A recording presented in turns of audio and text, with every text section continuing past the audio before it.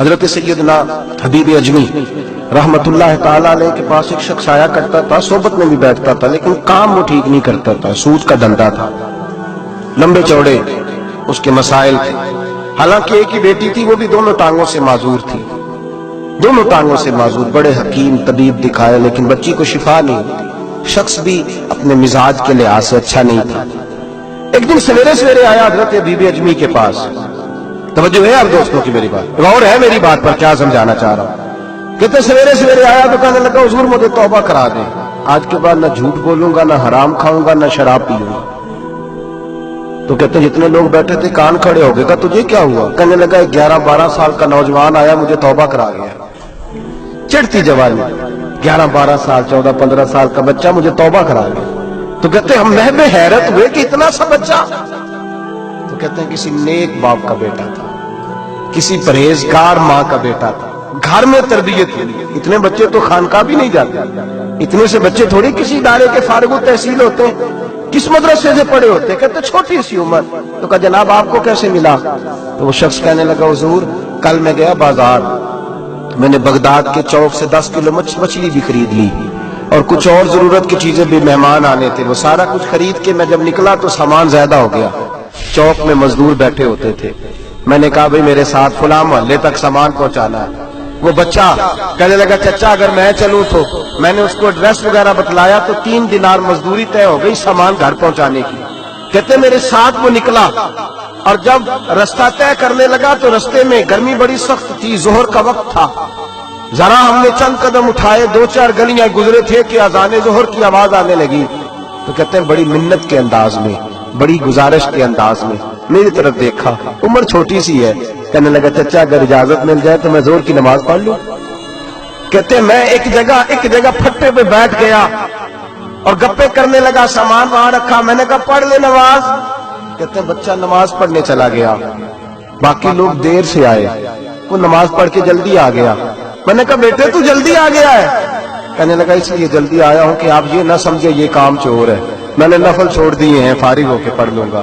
کہتے ہیں سامان اٹھایا، رستے میں گرمی شدت کی تھی، اس کا پسینہ بہنے لگا، میں آگے بڑھا، میں نے کہا بیٹے سامان تھوڑی دیر کے لیے مجھے دے دو، گرمی زیادہ ہے۔ کہنے لگا چچا کسی کا تربیت یافتہ ہو، کسی نے ٹریننگ دی ہے، کہا ماں باپ نے کہا تھا حرام لقمہ گھر نہ لانا، کہا بات کیا ہوئی؟ کہنے لگے میں آپ کو نہیں دے سکتا، اس لیے کہ 3 دینار مزدوری گھر پہنچانے کی طے کی ہے، اگر آپ اٹھائیں گے تو پھر میں پیسے پورے نہیں لوں گا۔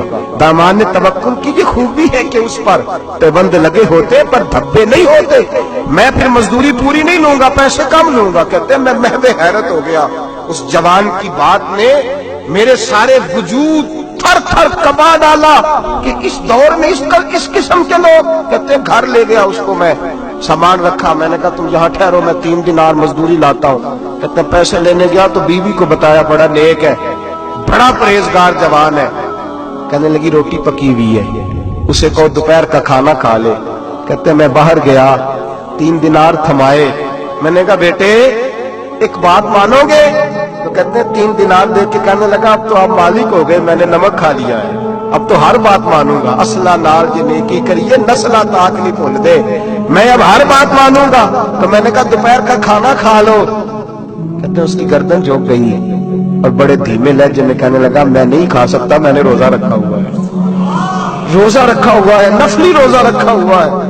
کہتے ہیں میں اور پریشان ہوا، میں نے فوری طور پہ سوال کیا کہ اب تو کدھر جائے گا؟ تو کہنے لگا اب میں کہیں نہیں جاؤں گا، میرے 1 دن کا خرچہ میرے ماں باپ نے جو ڈیوٹی لگائی ہے وہ 3 دینار ہے، پورا ہو گیا ہے، اب میں باقی جو وقت بچے گا یا قرآن پاک کی تلاوت کروں گا یا محمد عربی پہ درود و سلام پڑھوں گا، میں اب کوئی اور کام نہیں کروں گا۔ شخص کہنے لگا کہ میں نے کہا افطاری کر لینا، کہنے لگا مجھے مسجد بتا دو، میں جا کے اللہ اللہ کرتا ہوں، مجھے شام کو لے آنا۔ افطاری ہمارے ساتھ اس کی طے ہو گئی، مسجد چلا گیا، مغرب بعد لینے گیا تو کہنے لگا عشاء کے بعد آنا، اب تو میں نے پانی سے افطار کر لیا، کھانا کھانے جاؤں گا تو جماعت رہ جائے گی۔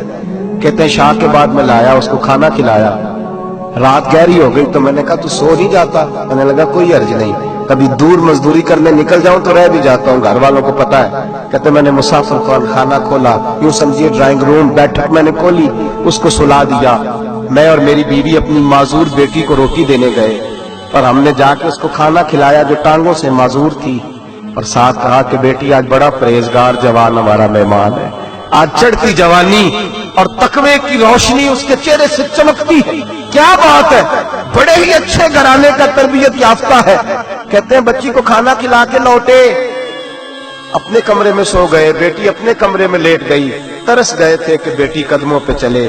تہجد کا وقت ہوا تو دروازے پہ دستک ہوئی، بڑی بے چینی کے ساتھ اٹھے میاں بیوی، کون ہے؟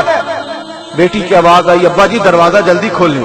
کہتے ہیں کلیجے پھٹنے لگے، ذہن بکھرنے لگے، سوچے ہیں کہ وہ 2-1 منٹ ہمارے اوپر پہاڑ بننے لگے، دروازہ کھولا تو وہ بیٹی جس کے لیے ترس گئے تھے کبھی چلے گی، وہ اپنی ٹانگوں پہ کھڑی ہے، کبھی دوڑ کے ادھر جاتی، کبھی دوڑ کے ادھر آتی۔ بیٹیاں پریشانی کا فون کر دیں تو پھر بھی آنسو نکل آتے ہیں، اور بیٹی گھر میں خوشی آ جائے تو پھر بھی ماں باپ رو کے ہی شکر ادا کرتے ہیں، ان کے لیے روتے ہی رہتے ہیں۔ کہتے ہیں میں تڑپ گیا، بیوی بھی رونے لگی، بیٹے یہ کیا ہوا؟ ہم تو مایوس ہونے لگے تھے معاذ اللہ کہ اب تو ٹھیک نہیں ہوگی، کیا ہوا؟ کہنے لگے ابا جی اماں جی آپ نے بتایا نا نیک جوان آیا ہے، نیک آیا ہے، تو میں آپ چلے گئے تو میرے دل میں خیال آیا اے اللہ اگر وہ واقعی نیک ہے تو اس کے صدقے مجھے شفا ہی عطا فرما دے، یا ایھا الذین آمنوا اتقوا اللہ وابتغوا الیہ الوسیلہ، اے اللہ صحت ہی دے دے۔